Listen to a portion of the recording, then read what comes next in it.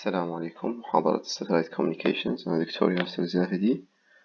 طبعا هنا راح نجي على البارت 6 بصورة سريعة حتى نراجع الأشياء الأساسية والمهمة اللي تكملنا على بارت 7.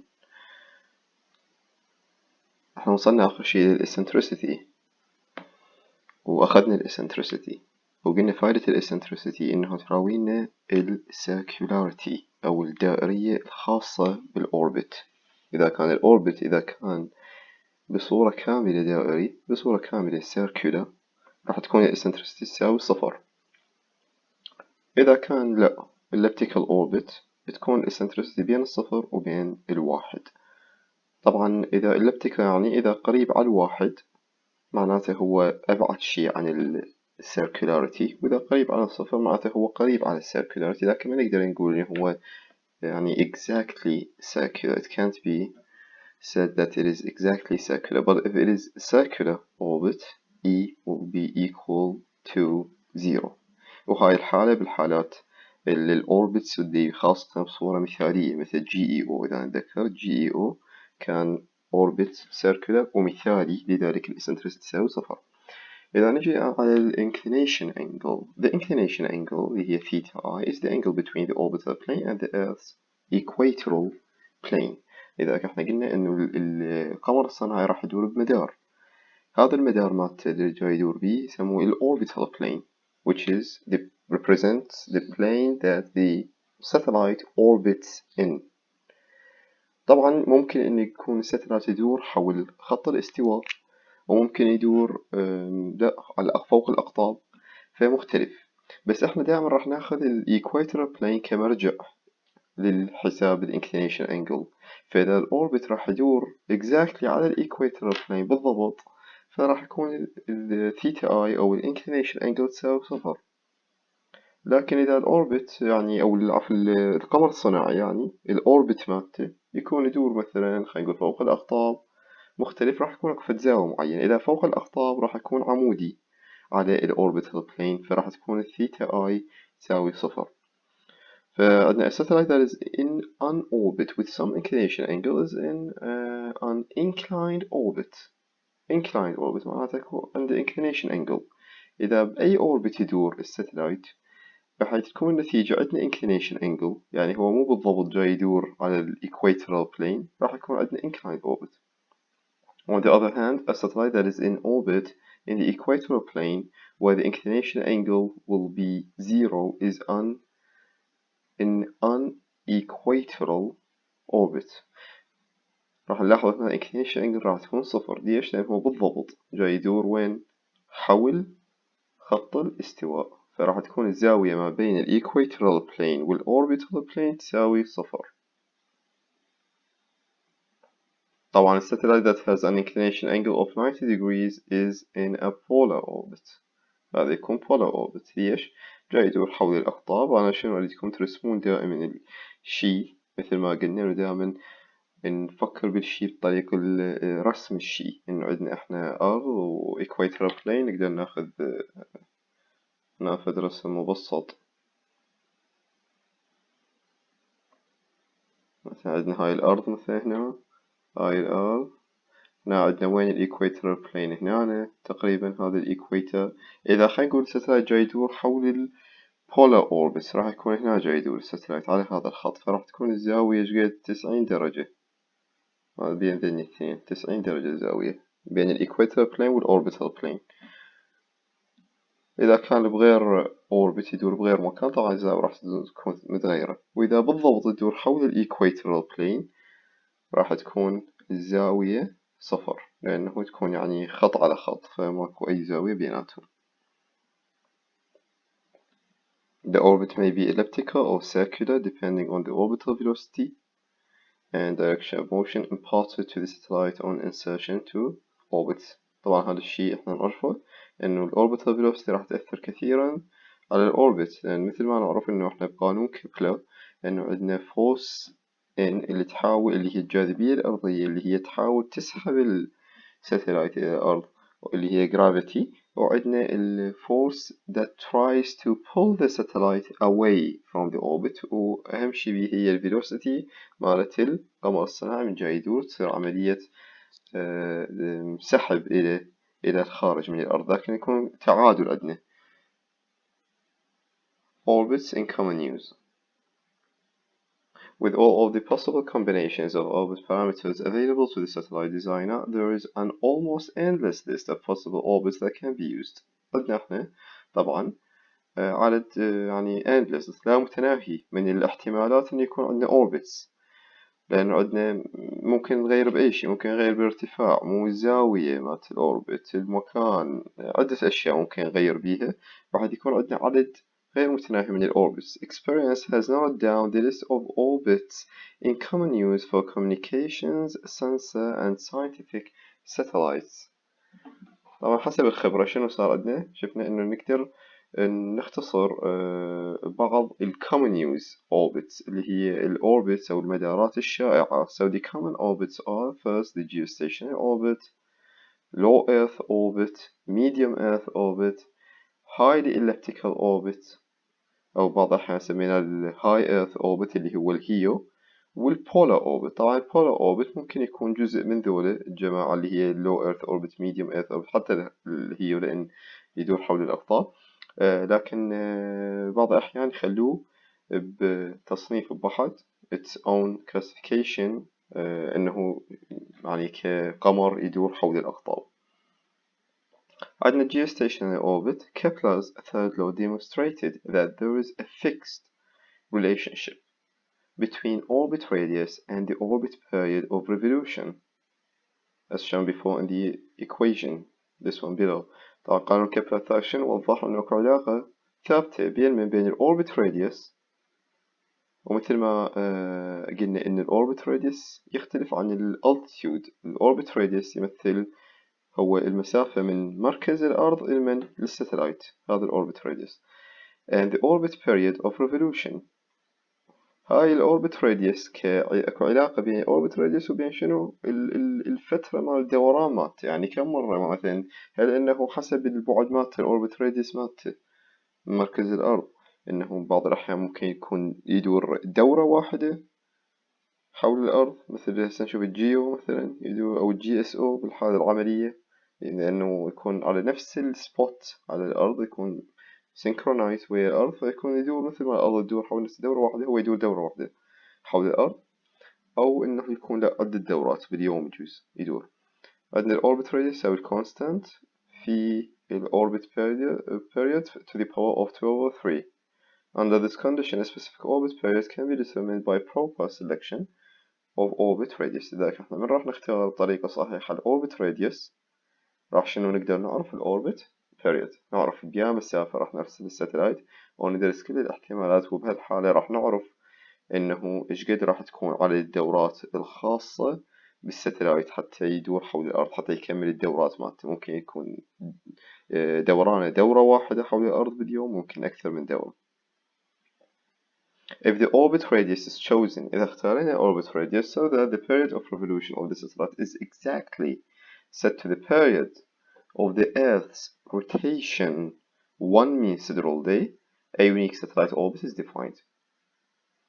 فاحنا لأنه هنا جاي نحكي على الجي او، راح نشوف إنه هذا الشيء اللي يخص الجي او، إذا احنا نختار الأوربت راديوس بطريقة بحيث إنه تكون دورات الساتلايت هي بالضبط نفس شنو الدورة مال الأرض حول نفسها، الروتيشن مالت الأرض، فراح نجي على من على اليونيك ساتلايت أوربت is defined، اللي احنا راح نشوف إنه هذا نقص عليه من احنا على الجيو ستيشنري أوربت، أوكي، اللي هو الحالة المثالية، وبالتالي راح نجي على الجي اس او.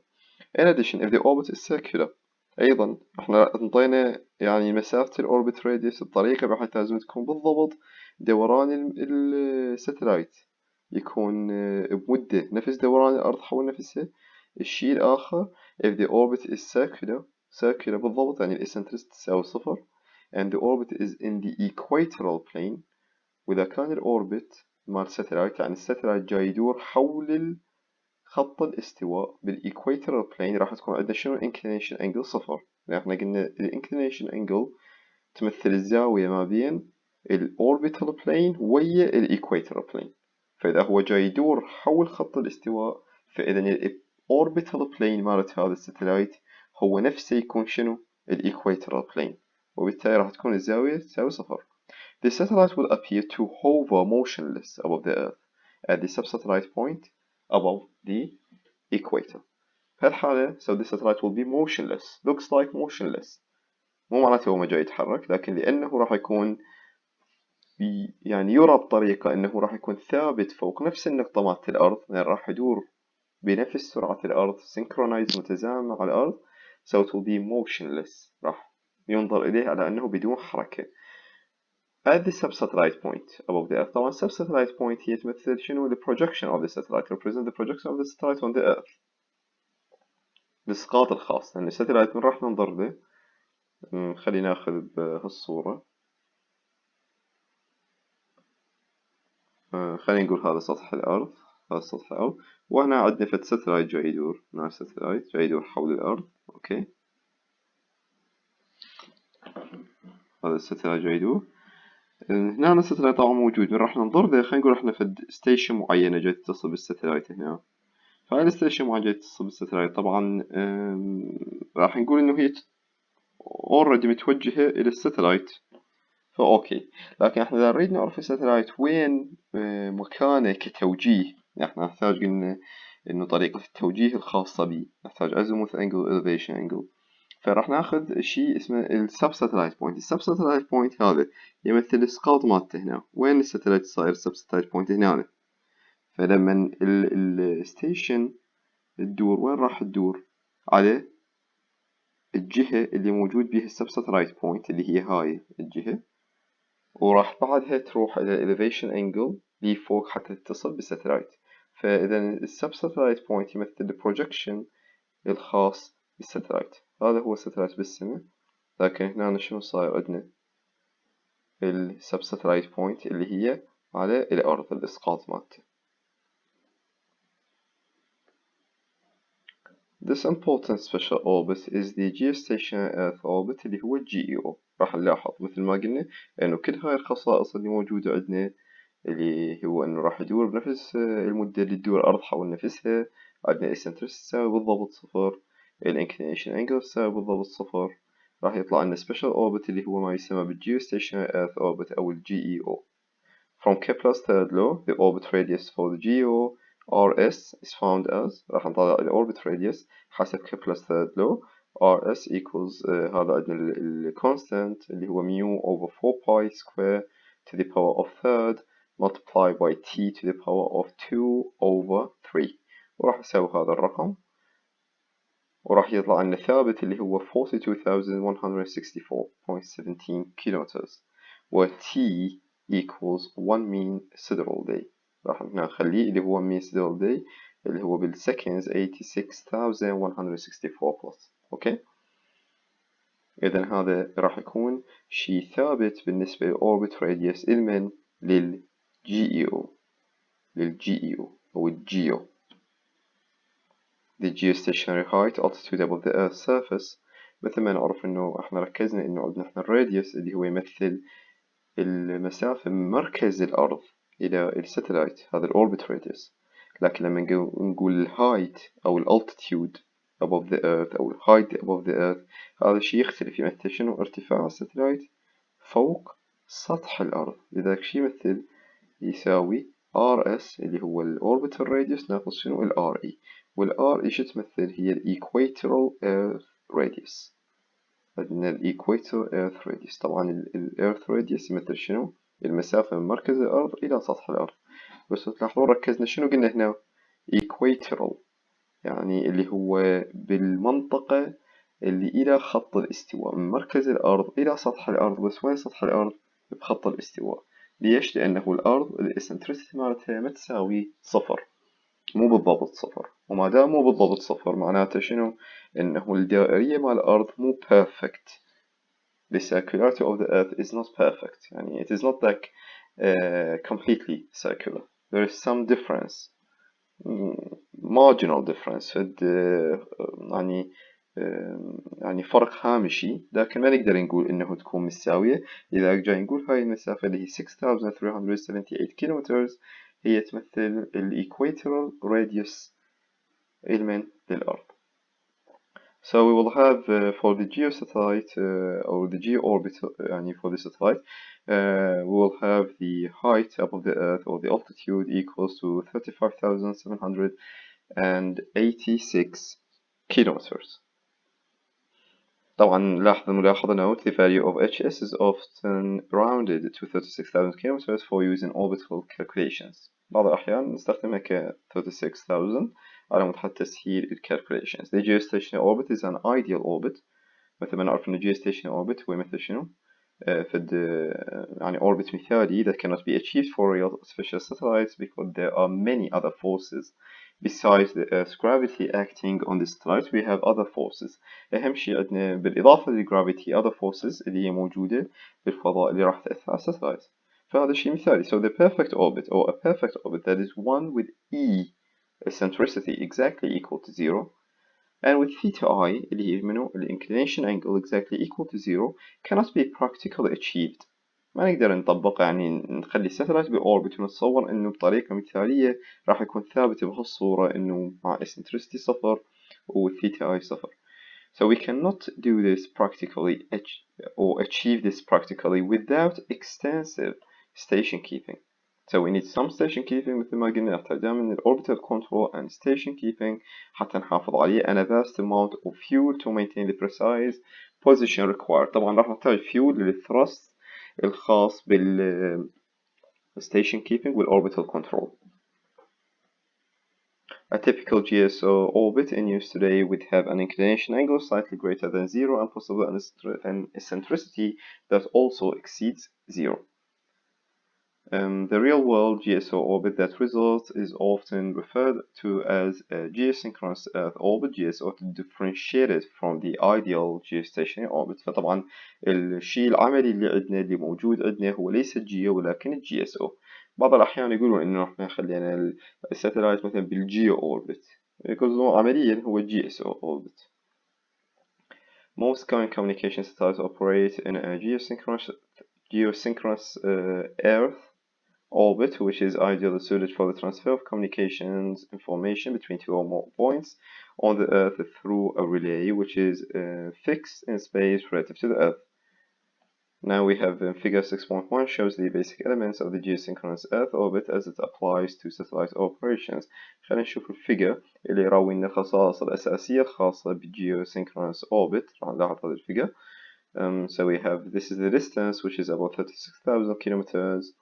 Of course, this orbit is most common because it is used for the TV broadcasting, as we said, للإرسال التلفزيوني بأغلب الأحيان. fixed sand paths، كون الباث مالته ثابتة ما يحتاج تعقب من الستيشن. احنا مثل ما قلنا أبسط شيء هو الدش، نتذكر الدش اللي خاص بالتلفزيون بالبيت إنه يكون ثابت لما يتوجه على ساتلايت معين راح يكون الساتلايت always لأنه يدور نفس الدوران حول الأرض نفس بالضبط بنفس المدة والتزامن مع الأرض، فراح يكون عندنا يكون دائما ثابت فوق نفس النقطة. لذلك ما يحتاج واحد إنه دائما يغير الدش مالته أو يرجع يوجهه، يكون ثابت يعني في حالة لم يكن هناك أي تغيير به.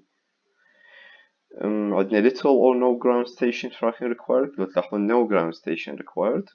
بعض الأحيان little للدقة في حالة صار أي شيء، صار أي تغيير مثلا من جانب الساتلايت إذا orbital control صارت عملية خطأ بيها أو من الأرض إنه أي تحرك بسيط. 2 or 3 satellites for global coverage except for poles. طبعا نعرف إنه 2 satellites ممكن 3 satellites حسب الفيو مال الساتلايت راح تغطي كل العالم يعني global coverage. لكن طبعا ما عدا البولز مثل ما قلنا إنه الأقطاب ما يمكن إنه توصل لها الإشارة. لذلك قلنا إحنا سابقا إنه الهيو استعملوه حتى يغطي على الأقل تقريبي ما يقارب الجي اس او بعض الساعات فوق الأقطاب. هذا الجيو اللي يمثل ideal orbit inclination angle equals شنو؟ 0 degrees والgeosynchronous or real orbits inclination is not equal to 0. طبعا قلنا احنا للدقة انه مو نقول inclination is not equal to 0 لان ممكن تكون زاوية عالية. هو احنا جاي نتكلم عن الجي اس او. الجي اس او هو شنو يكون ايضا فوق خط الاستواء، لكن طبعا ما نقدر نقول بالضبط، يجوز يكون فد تغير بسيط ورجعون يسوي له orbital control. فبهالحالة راح تكون inclination angle مو يعني صح هي لا تساوي صفر، بس ما نقدر نقول بصورة جنرال لا تساوي صفر، لازم نقول شنو قلنا slightly bigger than zero. اكو فرق slightly bigger يعني شوية أكثر من صفر. يعني لا تساوي صفر يجوز مثلا يعني معناته 80 degree 80 degree 70 degree 45 degrees، لا هاي فرق. الجي synchronous أو الجي اس او راح تكون inclination angle is slightly bigger than zero، أكبر بقليل من الصفر. So the number of satellites that can operate in geostationary orbits، يعني طبعا نقصد كله بالحالة العامة يعني geostationary orbits اللي هي geosynchronous GSO كلتهن is obviously limited since there is only one equator plane and the satellites must be spaced to avoid interference between each other. طبعا راح يكون عندنا شنو limited. احنا نعرف انه عندنا الايكويتر بلين واحد، يعني دي الستلايت نحتاج احنا بالجيو سينكرونس يعني الجيو او بالحالة العملية جيو سينكرونس الجي اس او نحتاج نرسل على ارتفاع معين تقريبا 36,000 كيلومتر فوق سطح الارض، ويكون يدور حول خط الاستواء. فهذا الشيء يعني ينطينا شنو مثل مدار واحد. هذا المدار حتى لو كبير لكن معناته ليميتد. ليش؟ لأنه نحتاج مسافة معينة تكون ما بين الستلايتات الأقمار. ليش؟ حتى نتجنب الانترفرنس between each other. فراح يكون عندنا مسافات خاصة، يعني عدد محدد من الستلايتات اللي تدور بهالمدار. هذا نهاية part 6. نلتقي إن شاء الله على part 7.